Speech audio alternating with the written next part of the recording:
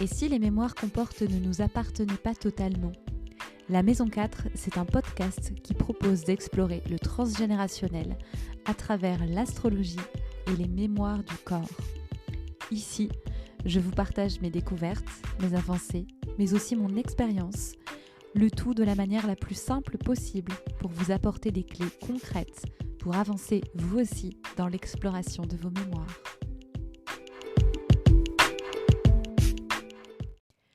Et on se retrouve aujourd'hui pour un nouvel épisode du podcast La Maison 4. Un épisode enregistré avec un petit peu d'avance puisqu'au moment où il paraît, je suis au Portugal. Pour 10 jours et pour notamment une retraite, une initiation au mystère de l'utérus. Et vous allez voir que cet épisode, il est particulièrement en lien avec ce que je suis en train de vivre, puisque aujourd'hui, je vais vous parler de la figure maternelle, la figure donc de la mère dans le transgénérationnel, et notamment du point de vue des constellations familiales. J'ai envie à la fois de vous apporter des apports un peu théoriques sur l'importance du lien avec la mère, et puis également, je vais vous proposer une petite visualisation et quelques questions que vous pouvez vous poser en fin de podcast. Alors si vous sentez que c'est pas le moment pour vous et que vous n'avez pas envie de le faire, d'aller dans cet espace-là, c'est complètement ok. Vous pourrez peut-être le faire à un autre moment et écouter simplement la première partie. Mais sinon, si vous le sentez, je vous invite à aller au bout et à tenter cette expérience. On parle donc de la figure maternelle, donc c'est-à-dire l'image de notre mère, l'image qu'on a eue en tant qu'enfant. Déjà, c'est par elle que nous venons au monde, c'est elle qui nous porte, c'est elle qui nous transmet la vie et elle renferme en elle les mémoires d'au moins 3 générations. L'énergie de la mère ou de la figure féminine qui a joué ce rôle dans notre éducation va vraiment marquer les premières années de l'enfance. La relation qu'on a eue avec notre mère va décrire l'empreinte émotionnelle, la nature du lien affectif qui se sera tissé avec notre mère. C'est un élément clé pour comprendre les mécanismes émotionnels de la vie d'adulte. La relation avec notre mère, avec notre figure maternelle, elle va parler de notre besoin d'affection, le besoin d'être nourri physiquement et psychiquement et aussi émotionnellement. Et ça va nous parler de notre sentiment d'appartenance au monde, de notre lien à l'incarnation. De par la relation avec notre mère, on va mettre en place dans l'enfance un mécanisme affectif. Et ici, je vous propose d'observer ce mécanisme sans jugement. La figure maternelle va nous transmettre et avoir de l'impact sur notre rapport au féminin, puisque c'est la première image féminine qu'on va avoir. Donc, quand je dis féminin, c'est l'énergie féminine au sens large, l'énergie yin qu'on porte tous en nous, qu'on soit né homme ou femme. On a les deux polarités, le yin, énergie dite féminine, dite réceptive, dite sensible, intuitive, émotionnelle. Et l'énergie yang, dite masculine, qui va être plus l'énergie d'action, l'énergie de donner, l'énergie qui va vers l'extérieur et non vers l'intérieur. Donc on porte tous en nous ces deux énergies-là et bien évidemment on est tous et toutes concernés par ce lien à la mère et ce lien au féminin. L'énergie de la mère, du féminin, elle va aussi nous montrer comment prendre soin de nous, de notre corps, de notre intérieur, de notre foyer. Elle va nous parler de nos besoins affectifs, émotionnels et de notre capacité à recevoir, puisque l'énergie féminine est une énergie de réceptivité qui va du coup vers l'intérieur. Donc selon la façon dont on a construit notre relation à notre mère dans l'enfance, ça va avoir de l'impact sur tous ces domaines-là. Et notamment dans le recevoir, on parle aussi de l'énergie de l'argent, le fait de recevoir du coup de l'argent, de recevoir de l'amour évidemment, de recevoir du coup de l'autre, de l'extérieur. L'énergie de la mère, pour moi, elle est fortement à mettre en lien avec ce qu'on appelle notre système d'attachement intérieur. Le système d'attachement, il est défini par la théorie de l'attachement, qui a été définie, théorisée par notamment John Bowlby dans les années 1958. John Bowlby a mis en évidence que justement la relation qu'on allait avoir avec nos parents, nos figures parentales, mais principalement avec notre mère, dans la petite enfance, ça allait définir en fait ce qu'on appelle notre système d'attachement intérieur, qui pouvait s'exprimer de différentes manières, et que ce système d'attachement qui se met en place dans la petite enfance, il allait aussi définir à l'âge adulte et en grandissant comment on allait créer nos relations, faire confiance à l'autre, se faire confiance à soi, donc toute la question autour de l'estime de soi, et donc du lien avec l'autre, comment je vais entrer en lien aussi avec l'autre. Donc en fonction du type d'attachement que l'on a eu quand on était enfant, on va construire notre système d'attachement intérieur. L'attachement, il se construit en fonction de comment nos parents, et donc encore une fois notamment notre mère, a pris soin de nous et a répondu à nos besoins quand on était un petit enfant encore complètement dépendant. N'oublions pas que les enfants naissent immatures et qu'ils ont pleinement besoin de l'adulte pour prendre soin d'eux, pour prendre soin de tous leurs besoins, notamment quand ils sont tout petits. Donc, ce qui a été défini dans cette théorie de l'attachement, c'est qu'il y a 4 types d'attachements principaux, donc de systèmes d'attachement principaux qui se construisent dans cette période et qui définissent nos comportements à l'âge adulte. Avant toute chose, avant de les détailler, évidemment, ce que j'ai envie de préciser ici, c'est que rien n'est irréversible et que c'est pas parce qu'on a eu un attachement qui n'était pas forcément très sécure dans le lien à notre mère dans la petite enfance qu'on est condamné à avoir cet attachement insécure toute notre vie. Évidemment, la résilience entre en jeu et on a la capacité de vivre les choses aussi différemment tout au long de notre vie. Alors, les 4 types d'attachement, on a d'abord ce qu'on appelle l'attachement sécure. Donc là, c'est quand, dans la relation à notre mère, à nos figures d'attachement au sens large, il va y avoir de la présence, de la stabilité, du soutien et un accueil émotionnel. Donc concrètement, c'est quand notre mère a répondu à nos besoins, notamment émotionnels, pas uniquement les besoins physiologiques de manger, boire, dormir, mais quand on a été aussi reconnu, validé, légitimé dans nos émotions, quand la présence de notre mère était stable, était récurrente, et on va du coup développer un mécanisme intérieur qui est de quand j'ai besoin d'aide, je peux recevoir de l'aide de l'extérieur, donc je suis valable, j'ai de la valeur aux yeux des autres, puisqu'on prend soin de moi. Et mes émotions sont légitimes, je peux les exprimer, je ne vais pas être rejetée parce que j'exprime des émotions. Donc ça, c'est l'attachement sécure. Et quand on a un attachement sécure dans ce lien précoce avec notre mère, en tant qu'adulte, on va être plutôt confiant, plutôt sûr de soi. On va être capable d'accueillir nos émotions et on va être capable de demander et de recevoir de l'aide de la part de l'extérieur. Ensuite, on a l'attachement évitant qui va être au contraire quand notre figure maternelle, elle va plutôt mettre de la distance avec nous, voire on peut ressentir du rejet, des critiques et qu'il va y avoir peu ou pas de réaction quand on a des besoins émotionnels notamment. Donc là, en tant que petit enfant, on va comprendre assez rapidement qu'on ne peut pas compter sur notre figure maternelle pour X ou Y raison qu'on n'a pas à juger ici. Peut-être qu'elle-même n'a pas reçu cette présence-là et qu'elle n'est pas capable de nous la donner. Mais en tout cas, on va développer un mécanisme donc, d'attachement plutôt dit évitant et on va pouvoir rechercher du soutien ailleurs. Donc ça peut être des enfants qui vont chercher cette figure d'attachement, non pas du côté de la mère, mais peut-être plus du côté d'une nourrice ou d'une grand-mère ou d'une autre personne qui va prendre soin de nous.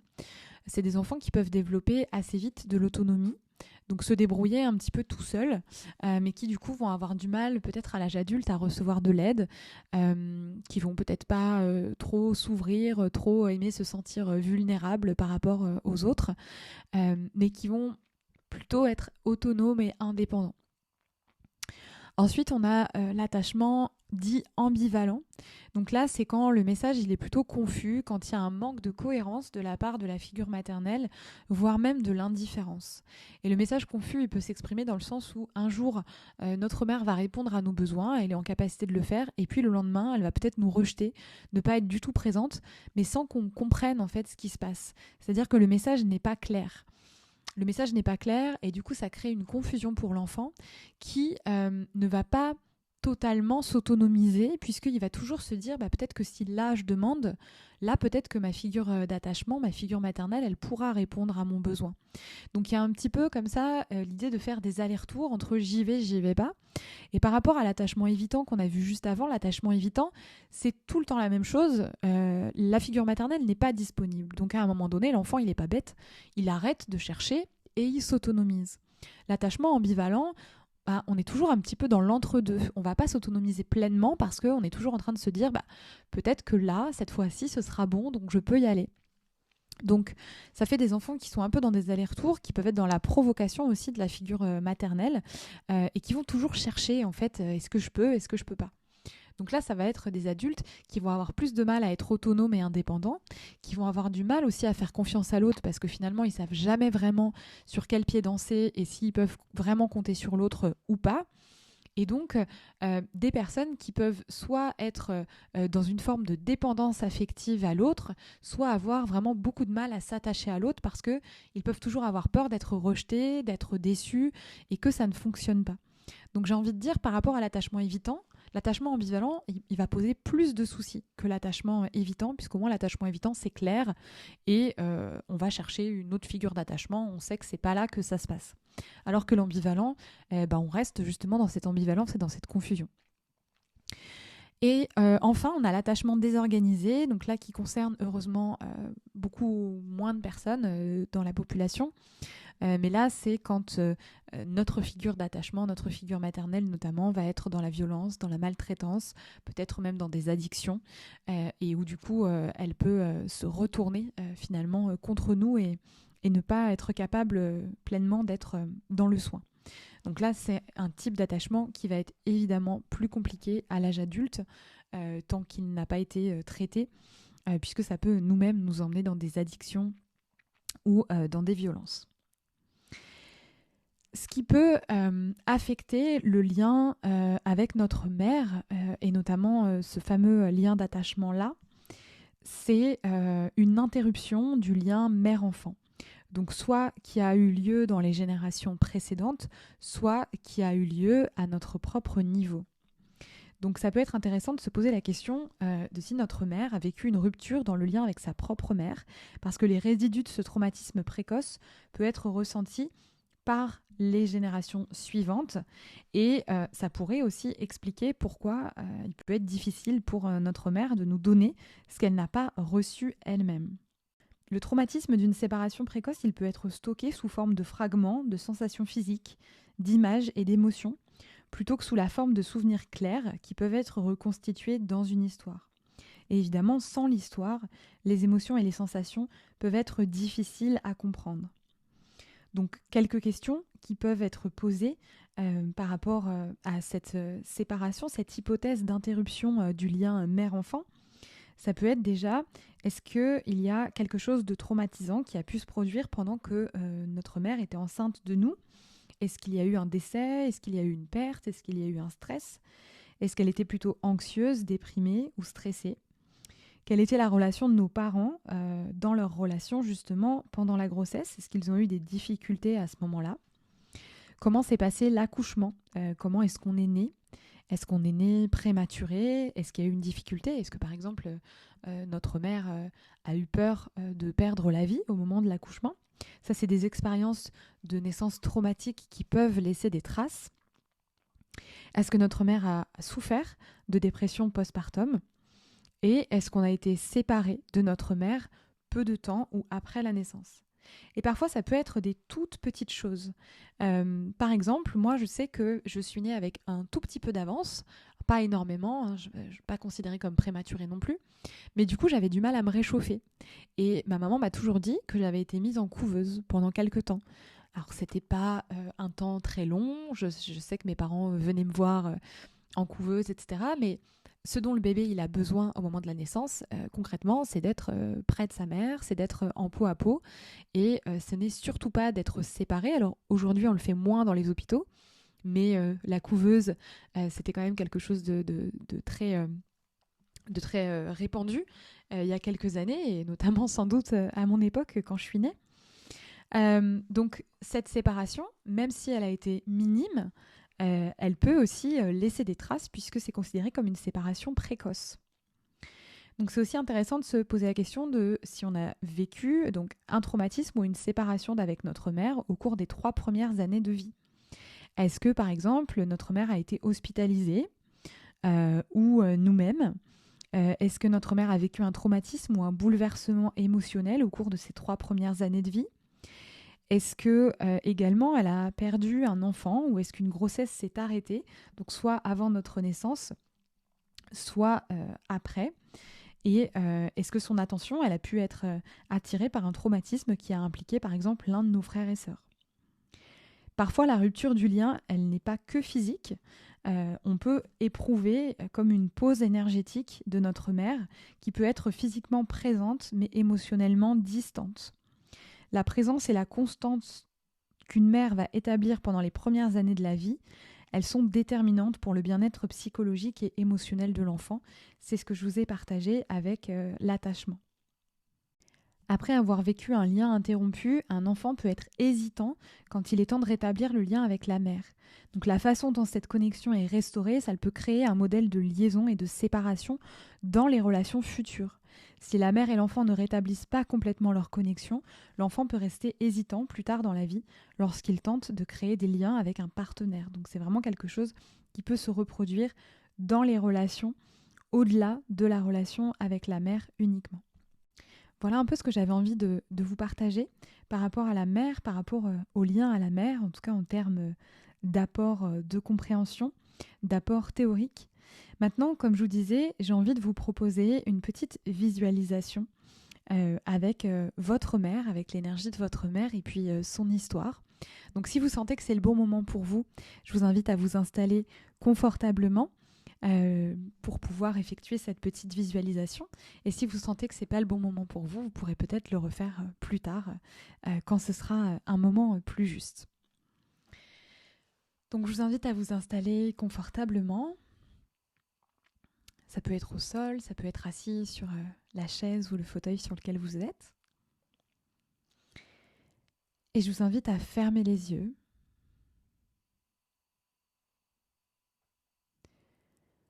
Respirez tranquillement.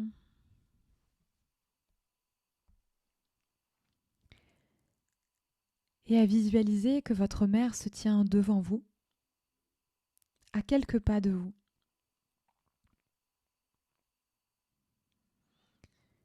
Et simplement à ressentir à l'intérieur de vous quelles sont les sensations qui sont présentes lorsque vous visualisez votre mère.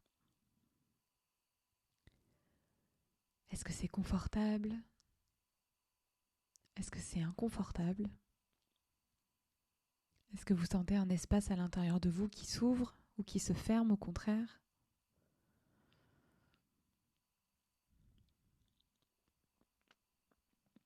Et puis visualisez maintenant qu'elle fasse 3 grands pas pour se tenir plus près de vous, à quelques centimètres de votre corps. Et qu'est-ce qui se passe physiquement à l'intérieur de vous?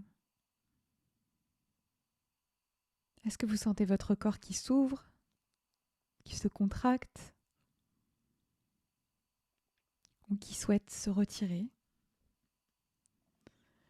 Et simplement accueillir toutes les sensations comme des informations.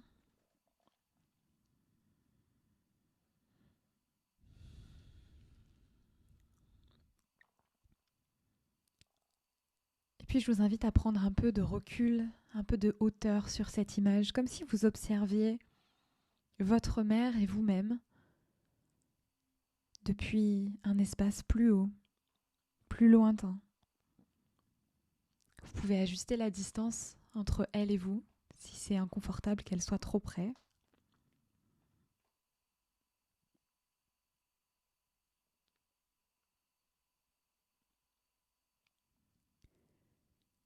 Et puis je vous invite à visualiser votre mère entourée de tous les événements qu'elle a pu vivre, depuis sa naissance, depuis son enfance, sa vie de jeune fille, de femme. Même si vous ne savez pas exactement ce qu'elle a vécu, Prenez simplement le temps de visualiser et de ressentir tout ce qu'elle a pu vivre, tout ce qui fait partie de son histoire, tout ce qui a été présent pour elle.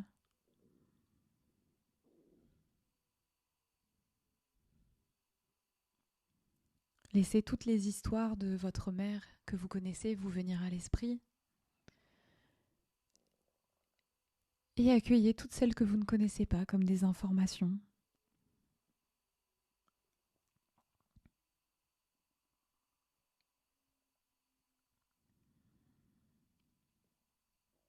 Et puis accueillez encore une fois tout ce qui se passe à l'intérieur de votre corps lorsque vous visualisez ce qu'elle a pu vivre,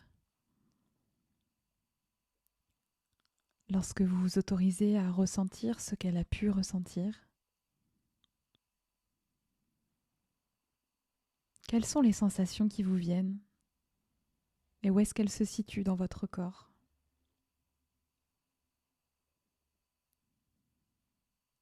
Est-ce que vous pouvez ressentir ou imaginer ce qu'elle a vécu et ce que cela a pu être pour elle ?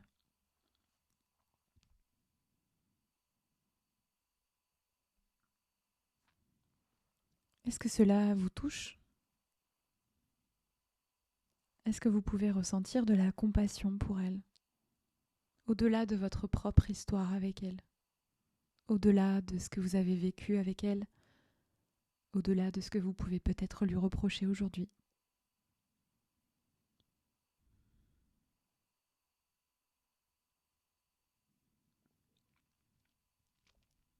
Et puis si c'est juste pour vous,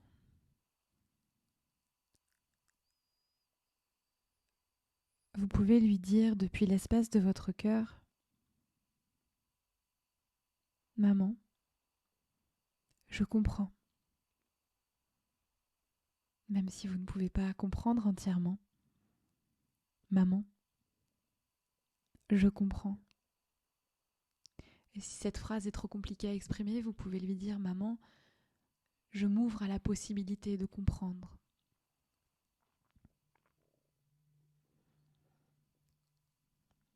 Maman, je m'ouvre à la possibilité de comprendre. Qu'est-ce que ça vous fait de dire ça ?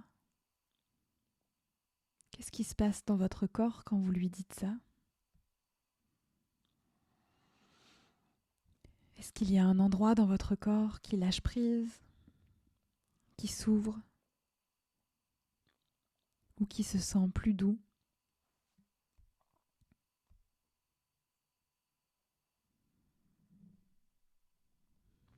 Et vous pouvez répéter à nouveau ces mots une dernière fois. Maman, je comprends. Ou maman, je m'ouvre à la possibilité de comprendre.